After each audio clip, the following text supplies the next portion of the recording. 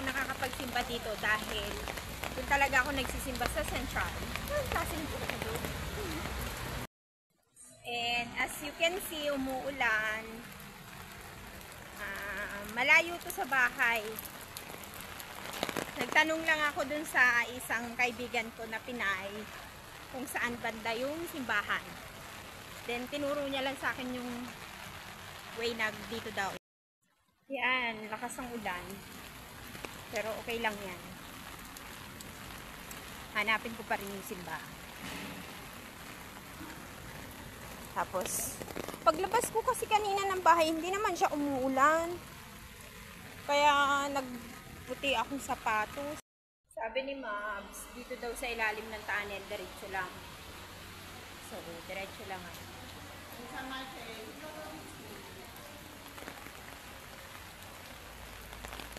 Umuulan.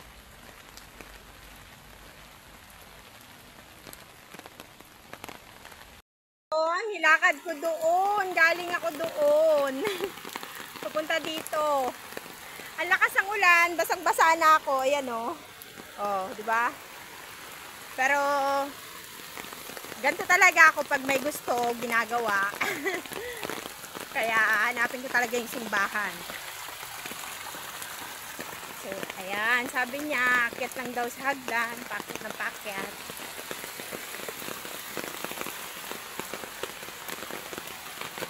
Ito yung paakyat. O, diba? Inihingal lang kunyang. Pero, okay lang yan. Kahit siguro naman, siguro, di ko alam kung may mas ba or ano.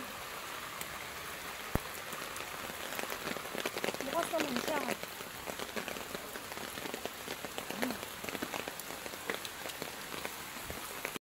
So, andito na ako. Ang dami niyang akyat, Diyos ko. Pakyat pala siya. Sobrang, doon ako nanggaling. Tapos basang-basa na ako. Sabi ni Mabs, akyat pa lang daw. Hinihingal ako. So, eto na ako. Nandito na ako sa simbahan. Finally. Ay, basang-basa ako. Grabe. Saan ba yung pataas?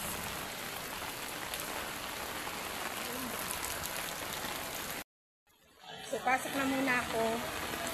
Then, grabe, basang-basa ako. Nag-i-start na siya eh. Ay, walang mask. Pero, pasok ako. Nandito na ako sa loob ng simbahan. Wala siyang mask ngayon.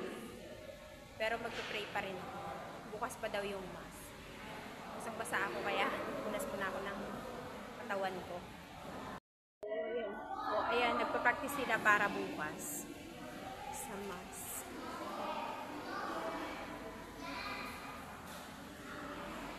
Then ito yung schedule ng kanilang Sunday Holy Mass.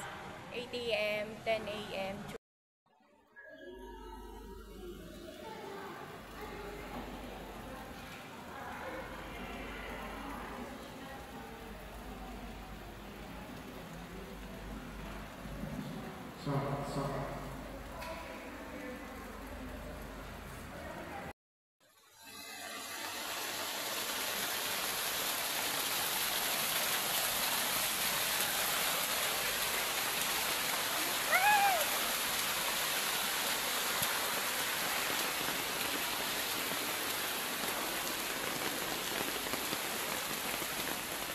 Pauwi na ako.